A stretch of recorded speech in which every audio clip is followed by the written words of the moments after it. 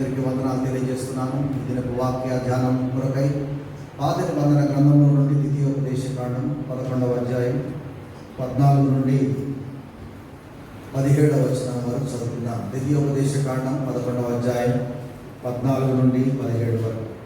మీ దేశములకు వర్షము అనగా తొలకరి వానను కడవరి వానను దాని కాలమున కురిపించదను. అందువలన నీవు నీ ధాన్యమును, నీ ద్రాక్షరసమును, నీ నూనెను కూర్చుకొను. మరియు నీవు తిని తృప్తి పొందినట్లు నీ పశువుల కొరకును నీ చేల యందు గడ్డి మొలిపించదను. నీ హృదయము మాయలలో చిక్కి త్రోవ విడిచి ఇతర దేవతలను పూజించి వాటికి నమస్కరింపకుండా మీరు జాగ్రత్త పడుడి. లేని ఎడల యెహోవా మీ మీద కోపపడి ఆకాశమును మూసివేయును. అప్పుడు వాన కురియదు, భూమి పండదు. యెహోవా మీకు ఇచ్చుచున్న ఆ మంచి దేశమున ఉండకుండా మీరు శీఘ్రముగా నశించగలరు. కలల వంచితే ప్రార్థన చేస్తున్నాం. ప్రేమగల తండ్రి, చదువుకుని నీ వాక్యమును విరిచి మాకు పంచిపెట్టమని యేసు పరిశుద్ధ నామం పేరిట అడిగి వేడుకొనుచున్నాను తండ్రి. ఆమేన్.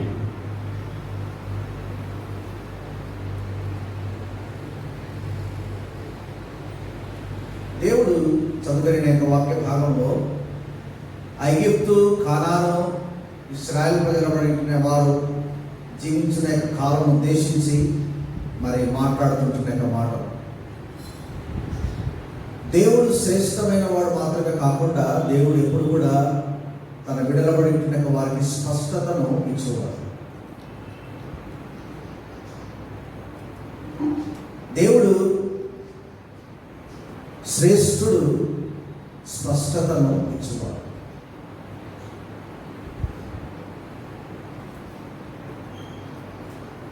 దేవుని యొక్క మరి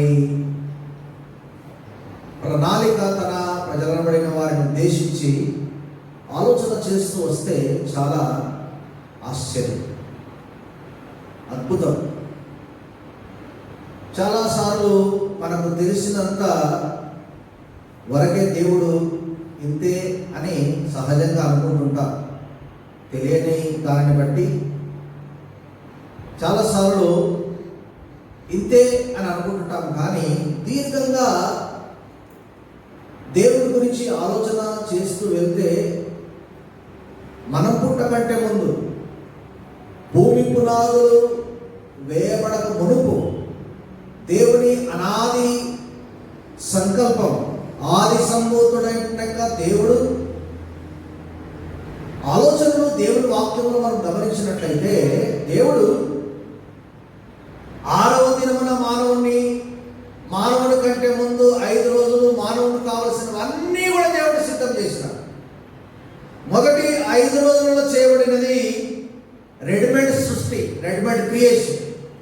కానీ 6వ రోజులో చేయబడిన యొక్క సృష్టి హ్యాండ్మేడ్ క్రియేషన్, చేతుల ద్వారా చేయబడిన యొక్క సృష్టి.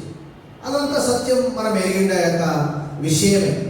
ఏం జ్ఞాపకం చేయాలని తలుస్తున్నానంటే, దేవుడు మానవునికి కావలసిన యొక్క ప్రతిదీ అప్పటికే దేవుడు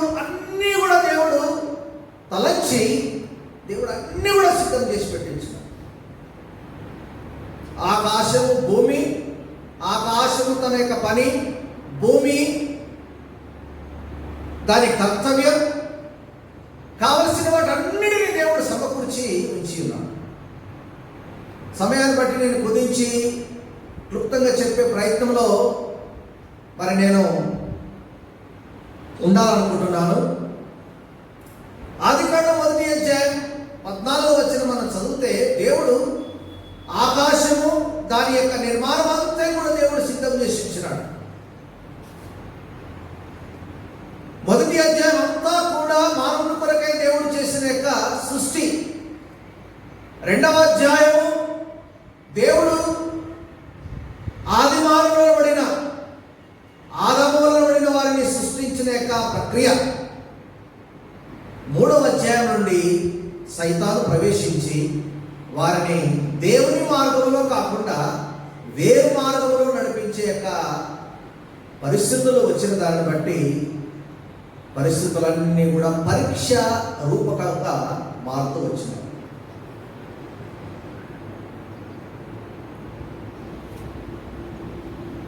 అబ్రహాము, ఇస్సాకు, యాకోబు కుమారుడు, ఆదికాండం వరకు అదంతా కూడా జరిగిన తర్వాత లేవీయులను బడిన యాజకులను బడిన వారికి మరి అనుగ్రహించబడిన మోషే చరిత్ర నిర్గమకాండంలో ఆరంభించబడిన తర్వాత ఈ ఐగుప్తు, ఈ ఇశ్రాయేల్ దేశము దేవుని యొక్క గొప్ప ప్రణాళిక అంతా కూడా ద్వితీయోపదేశం వరకు కూడా కొనసాగి ముగించబడమే కాకుండా యెహోషువ గ్రంథంతో అది ముగించబడినట్లుగా మనం చూస్తాం. ఎందుకనంటే మోషే తర్వాత రెండవ నాయకుడుగా యెహోషువ వచ్చినాడు. అక్కడ ఆ ప్రణాళిక అంతా కూడా ముగిసిపోయినట్లుగా మనం చదువుతాం.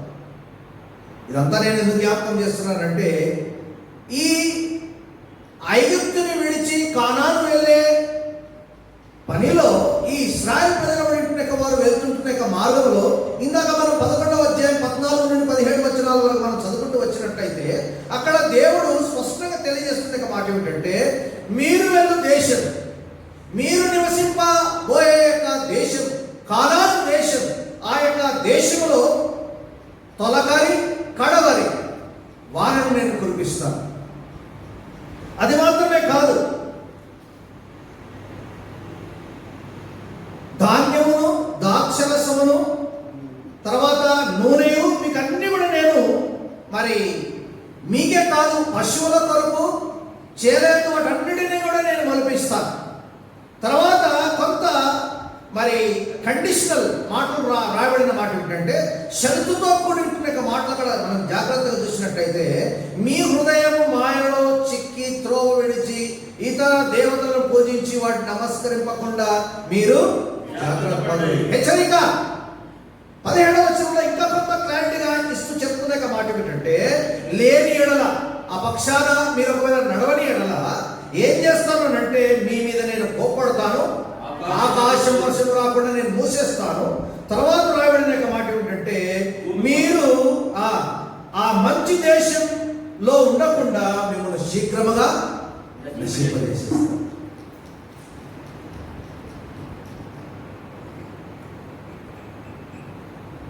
దేవుని ప్రేమకు మనము ఒగ్గలేము, దేవుని ఉగ్రతకు తట్టుకోలేము.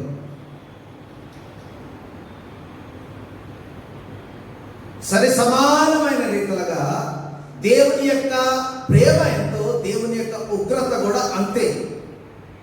దేవుడు లోకమును ప్రేమించినాడు, దేవుడు దహించు అగ్ని అయి ఉన్నాడు. దేవునికి మనం ప్రే చేయాలి కానీ దేవునితో ప్లే చేయకూడదు. దేవునికి ప్రార్థన చేయాలి కానీ దేవునితో ఆటాడకూడదు. అది ఇశ్రాయేలు ప్రజల వారి కాలంలోనే దేవుడు చెప్తూ వచ్చిన మాట. ఆకాశం మూసేస్తాను, మీకు సంబంధించిన వాటికి ఏమి కూడా మొదపించకుండా చేస్తారు.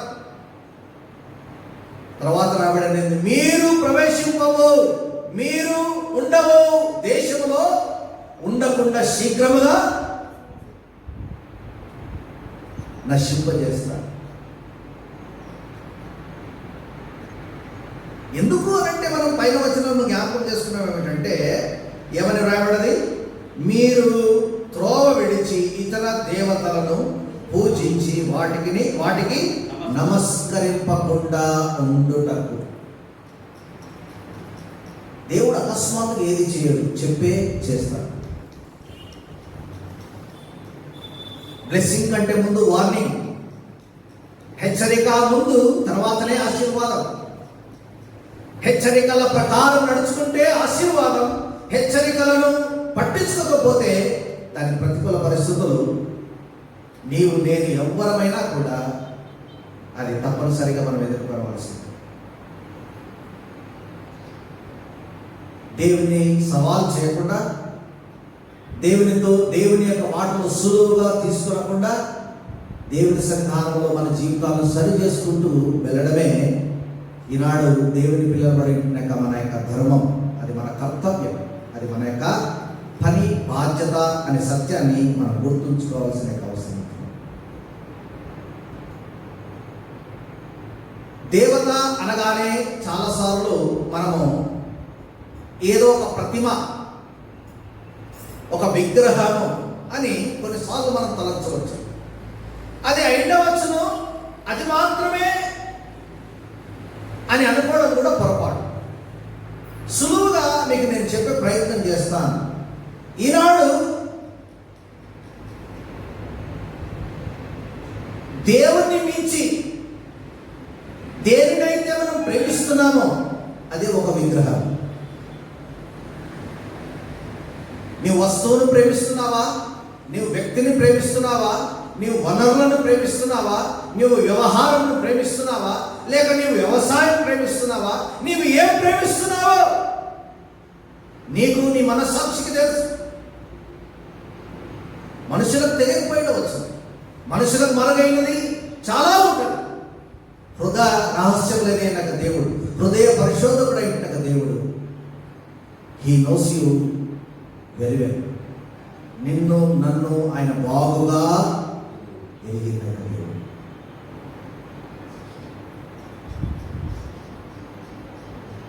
దేనిని దేవుని కంటే ప్రేమించకుండా, దేవతగా మలుచుకోకుండా, దానిని మనము నమస్కరించి దాని మీద మనం దృష్టి ఉంచకుండా, చివరికి వచ్చే వనరులు ఆపేయకుండా, ఉన్న వాటికి మనం పోషణ ఇవ్వలేకుండా, చివరాఖరికి నశించిపోయే వారముగా ఉండకుండా దేవుడు ముందే ప్రేమతో చెప్తున్నాయి అన్నమాట.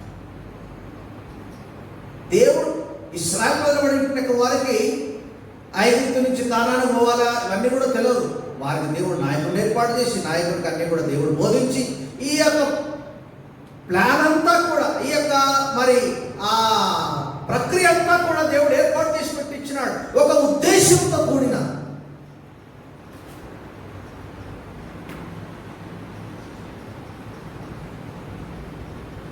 దేవునికి ప్లానే కాదు, దేవునికి ఒక పర్పస్ అంటూ ఉంటుంది. దేవుని యొక్క ఆలోచన మాత్రమే కాదు, దేవునికి ఒక ఉద్దేశం అంటూ కూడా ఉంటుంది. కనుక ఆలోచనలను మనం గమనించి ఉద్దేశములను మనం తప్పనిసరిగా ఒకవేళ మనం ముందు కొనసాగినట్లయితే దేవుని యొక్క ఆశీర్వాదం ఆశీర్వాదం ఆశీర్వాదం ఇంత అంతా అని చెప్పడానికి. ఆది కాండం నుండి చెప్పుకుంటూ మలాకి గ్రంథంకి వచ్చేసరికి చెప్తాడు, ఆకాశము పట్టలేనంత విస్తారమైన దీవెనలు నేను ఏం చేస్తాడ, ఆకాశపు వాకిళ్ళని విప్పి. దేవుడు విస్తారమైనది. దేవుడి కంటే ఏదైనా మన దృష్టిలో ఈ దినాల్లో ఏదైనా గొప్పదిగా ఉన్నదా? వ్యక్తులో, వ్యవహారము, లేక వస్తువులో, is there anything that you love more than your God?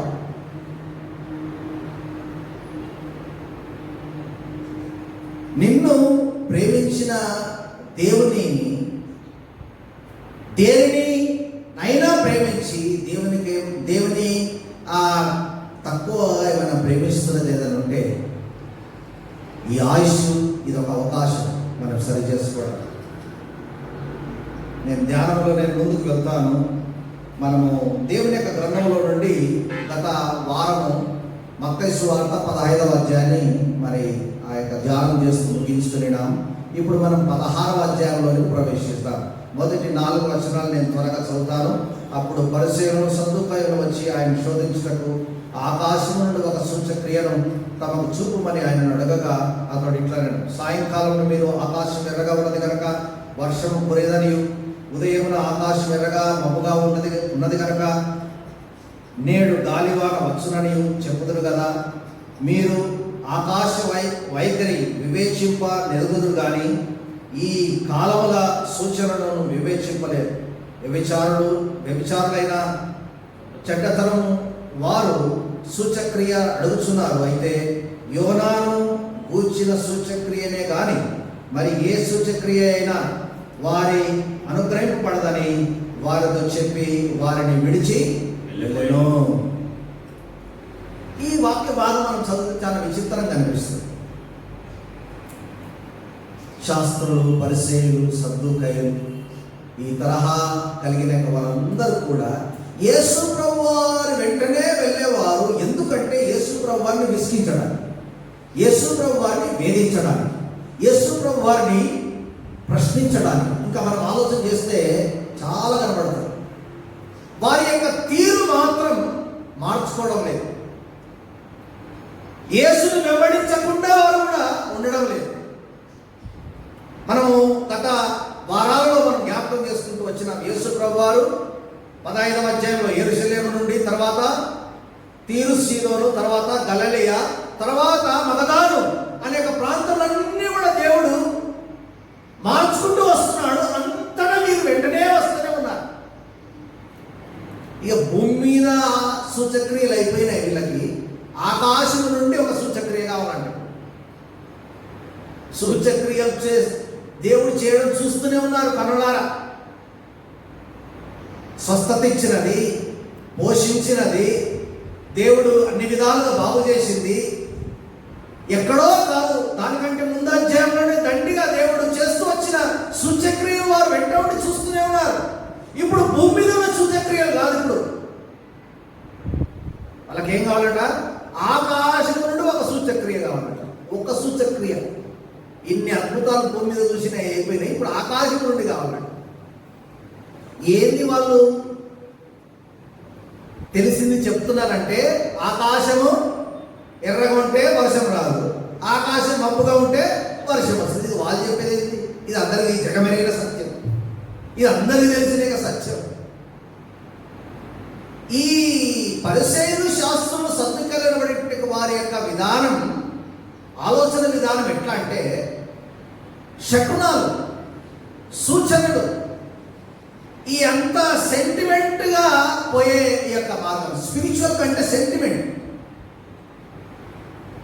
వాళ్ళే కాదు, ఈ దినాల్లో కూడా ఉన్నారు అలాంటి ప్రజలు.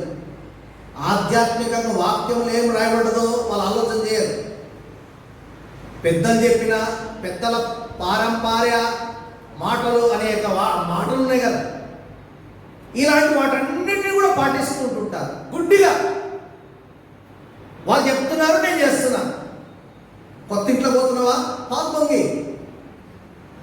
ఇంట్లో కడిగేస్తున్నావా? కుడికాలై. ఇంట్లో వంటింట్లో చేట ఉందా? దాన్ని ఎల్లలుగా పెట్టు. ఏదైనా వస్తువు అనుకుంటున్నావా? నలుపు కొనకు. ఇవన్నీ కూడా శకునాలు, ఇవన్నీ కూడా ఆ యొక్క సూచక, అంటే సూచన లాగా, సైన్స్. దేవుడు చేసింది ఎర్రగా ఉంటే వర్షం రాదు, మబ్బుగా ఉంటే వర్షం వస్తుంది సంగతి వీళ్ళు చెప్తే కాదు. దేవుడికి చేసిన దేవుడికి అన్ని తెలుసు.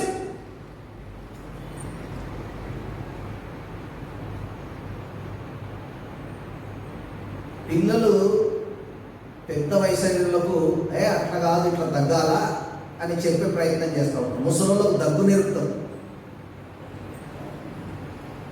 ఇందాక ఆరాధన వాక్యంలో కూడా సహోదరుడు జ్ఞాపకం చేసినాడు. రాజ ఇంటి కూడా ఆయన దేంతో పోల్చుకుంటున్నాడు? గొర్రెగా పోల్చుకుంటున్నాడు.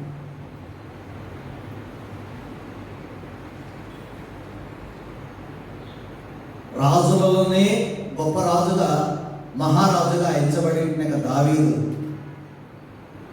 దేవుడెవరో తనకంటే అనే విషయం తాను సంపూర్ణంగా ఎరిగి ఉండి, మహారాజు అయింది, నేను గొర్రె, ఆయన కాపరి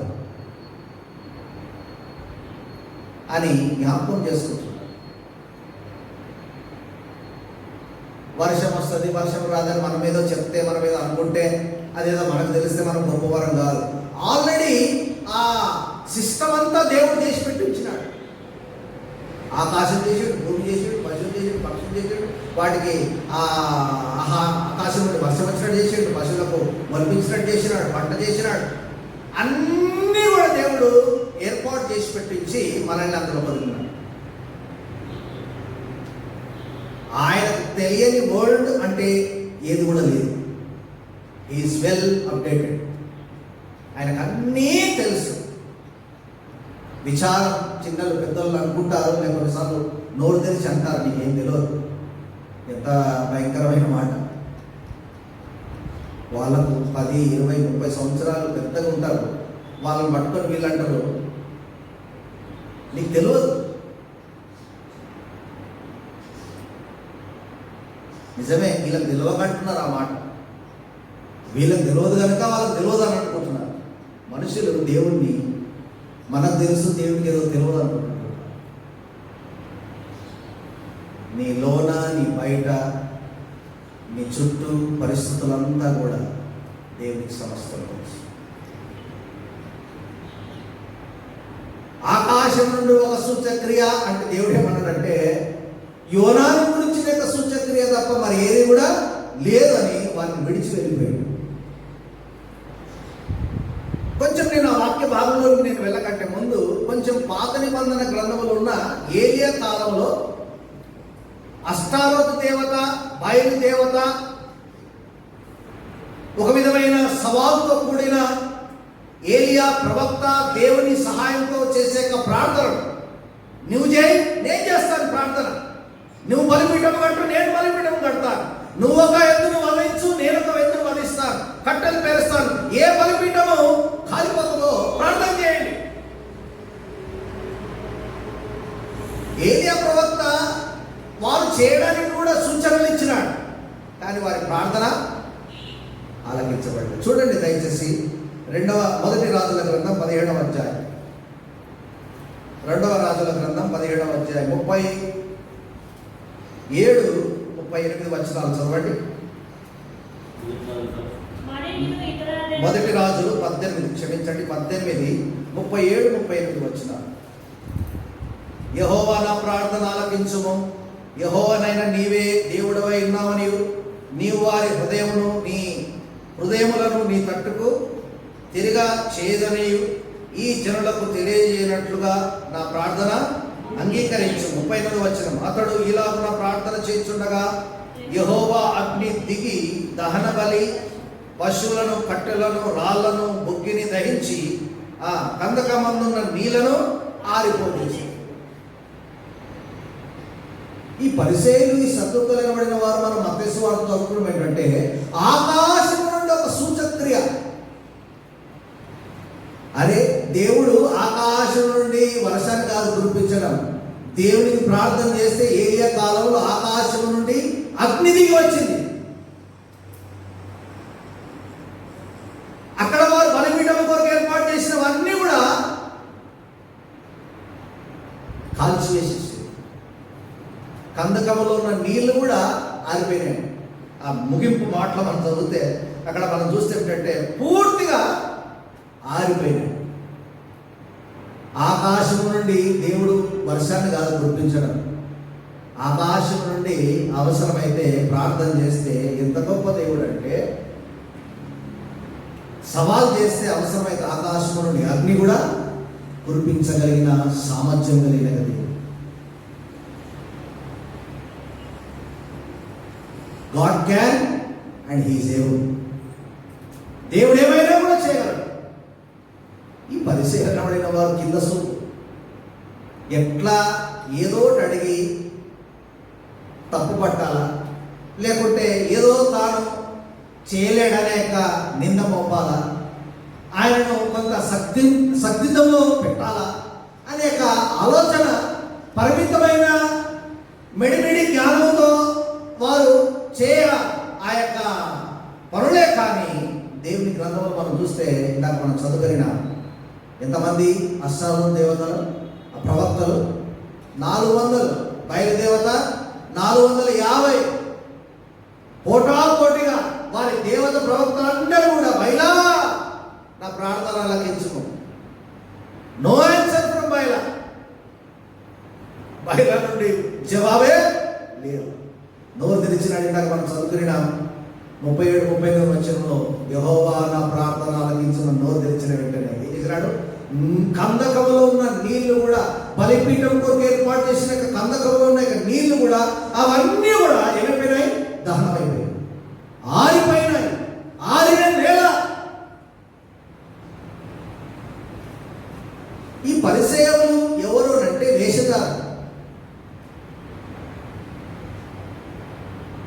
ఈ సద్దుకాయలు ఎవరనంటే పునరుత్థానాన్ని నమ్మని వారు.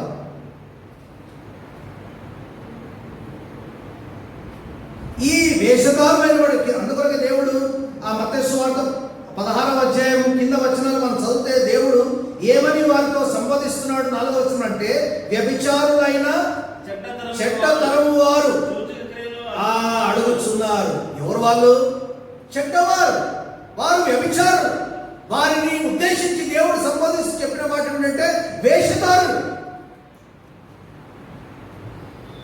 దేవుడు చేసేవన్నీ కరుణాలు చూస్తారు, ఆలగించినారు, అనుభవించినారు, ఆనందించినారు, ఆశ్చర్యపడ్డారు. ఇవన్నీ కూడా వాళ్ళ జీవితంలోనే కనుగోవాలి. ఇక భూమి మీద అయిపోయినాయి, ఆకాశం నుండి సూచక్రియ కావాలి. పరిసయ్యులు అనబడిన వారు ఎవరు? వేషధారులు. సద్దుకాయలు అనబడిన వారు ఎవరు? పునరుత్థానాన్ని నమ్మని వారు. అందుకొరకు దేవుడు వారికి ఏం చెప్పాడు తెలుసా? యోనాను గురించి నేను సూచక్రియనే కానీ మరి ఏ సూచక్రియ కూడా. ఎందుకు యోనాను జ్ఞాపకం చేసినట్టంటే 3 రాత్రులు 3 పగళ్ళు యోనా గ్రంథం మనం చదువుతా తెలుస్తుంది ఏంటంటే, దేవుడు ఎక్కడున్నాడు? ఆ యోనా ఎక్కడున్నాడు? చేప గర్భంలో ఉన్నాడు. యేసు ప్రభు వారి యొక్క మరణానికి, యేసు ప్రభు వారి యొక్క సమాధికి, యేసు ప్రభు వారి యొక్క పునరుద్ధరణకి యోనా సూచనగా దేవుడు ఏర్పాటు చేసి పెట్టించాడు. మత్తయి సువార్తలో కూడా మనకు కనపడుతుంది. జన్మించిన దేవుడు మాత్రమే కాదు, ఆయన మరణించినాడు. మరణించిన దేవుడు మాత్రమే కాదు, ఆయన తిరిగి లేచిన దేవుడు. ఆయన మృతుడు కాదు, మృత్యుంజయుడు. అపోస్తలుడైన పౌలు పరిచర్యలో కూడా మనం చూస్తాము. మరి దయచేసి అపోస్తల కార్యములు 17వ అధ్యాయం 29-30 వచనాలు చూడండి. అక్కడ ఏథెన్సులో ఉన్న విగ్రహార్థికులబడిన వారిని ఉద్దేశించి మాట్లాడుతుంటున్న యొక్క మాట మనం గమనించవచ్చు. అపోస్తల కార్యములు 17వ అధ్యాయం దయచేసి 29-30 వచనాలు. కాబట్టి మనము దేవుని సంతానమైనది మనుషుల చమత్కార కల్పన వలన మలచబడిన బంగారునైనను వెండినైనను రాతినైనను దేవత్వం పోలి ఉన్నదని తలంపకూడదు. ఆ అజ్ఞాన కాలమందును దేవుడు చూచి చూడనట్టుగాను నేను ఇప్పుడైతే అంతటను అందరూ మారు మనసు పొందవాలనే మనుషులకు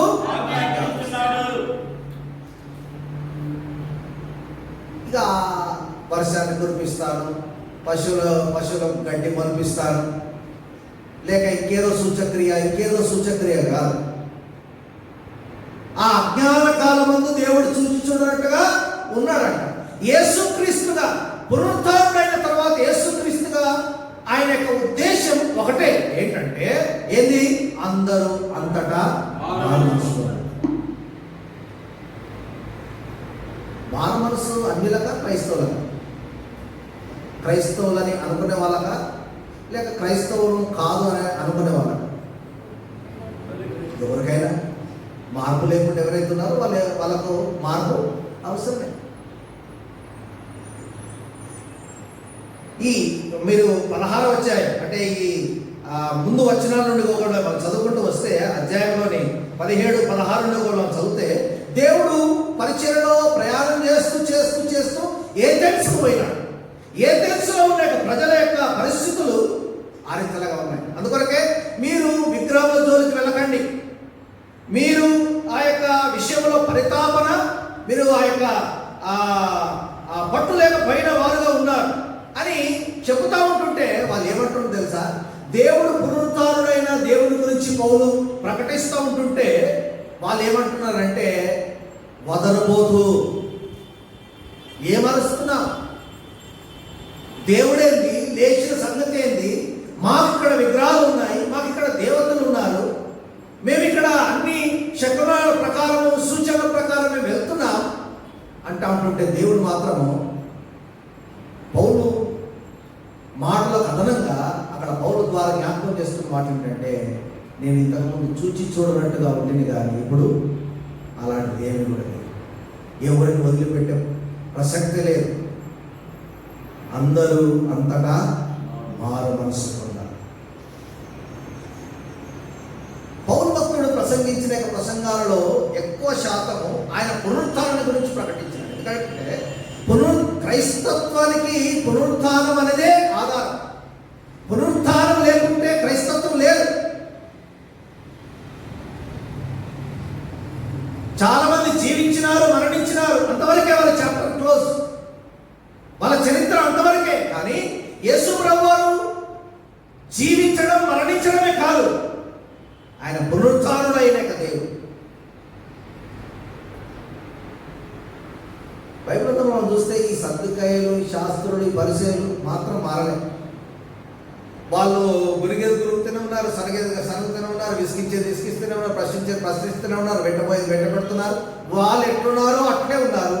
కానీ దేవుని యొక్క కార్యం వెళ్ళిన ప్రతి చోట కూడా అద్భుతంగా జరుగుతూ వచ్చింది. తాను చేయాలని ఏదైతే తలపెట్టినాడో, ఏ విధమైన అభ్యంతరాలు వచ్చినా, ఏ విధమైన ఆటంకాలు వచ్చినా ఆయన మాత్రము ఆపేయరు. అందుకనే అక్కడ చెప్తున్న మాట ఏమిటంటే, ఏమని రాయబడినది? ఇప్పుడైతే అంతటను అందరూ మారు మనసు పొందవలనని మనుష్యులకు ఆజ్ఞాపిస్తున్నారు. దేవుని బిడ్డలబడిన మనం దేవుడు సూచన చేయడం కాదు, దేవుడు మనల్ని చేసినాడు, సృష్టిని చేసినాడు. మూఢనమ్మకాలు, సూచనలు, శకునాలు, అనవసరమైన ఆలోచనల మేరకు కాదు. అది వాక్యము చెప్పిన దాని ప్రకారం వెళ్తేనే తప్ప, దాని వేరుగా మనం వెళ్తే, భిన్నంగా వెళ్తే దేవుని యొక్క ఆశీర్వాదాలు. వివాహాలను చెప్తా ఉంటుంటారు. భారతదేశ సాంప్రదాయం వారి మనుషులు పాటించాల్సింది, బైబిల్ సంప్రదాయాన్ని పాటించాలి. భారతదేశానికి ఒక ఆచారం, వేరే దేశాలకు ఒక ఆచారం. సార్వత్రిక సంఘం ఏదైతే ఉన్నదో అందరూ కూడా బైబిల్ ఆచారాన్ని పాటించడం చాలా అవసరం. దేవునికి చెందవలసిన ఘనత మరి ఏ దానికి వెళ్ళినా కానీ దేవుడు మయంపరచబడడు, దేవుని యొక్క ఆశీర్వాదం మనకు ఒకటే, ప్రభు పునరుత్థానం అని మనం నమ్మి, ఆ పునరుత్థానుడైన దేవుడు మానవులబడిన వారందరిలో కూడా మారు మనసును దేవుడు కోరుకుంటున్నాడు అనే ఆలోచన మనం చేయాల్సిన అవసరం ఎక్కువ. అందుకని హెబ్రీ రాసిన పత్రికలు రాయబడినది, సులువుగా చిక్కులు పెట్టు పాపమును విడిచిపెట్టి విశ్వాసమునకు కర్తయు దాన్ని కొనసాగించువాడైన యేసు వైపు చూచుచు మన ఎదుట ఉంచబడిన పందెంలో ఓపికతో.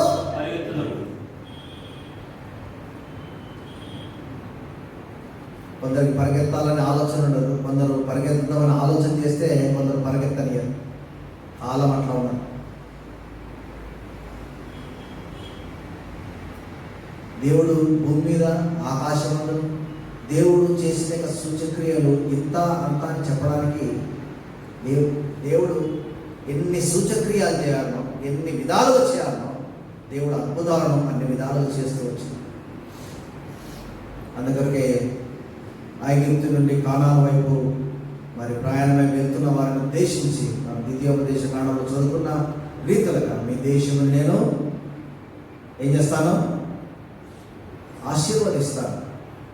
కానీ మీరున్న దేశంలో నన్ను కాకుండా త్రోవ తప్పి దేవత వాటిని మీరు ఒకవేళ నమస్కరించి ఒకవేళ మీరు వెళ్ళినట్లయితే, దేవుడు లిటరల్గా చెప్తున్న మాట ఏంటంటే, దేవుడు సూటిగా తిన్నగా చెప్తున్న మాట ఏంటంటే, ఏం చేస్తాను? ఆకాశం మూసేస్తాను. ఇంకోటి ఏమంటున్నాడు? మిమ్మల్ని, మీకుంటున్న పశువులను, వాటన్నిటిని కూడా ఏ విధమైన ఆహారం లేకుండా చేస్తాను.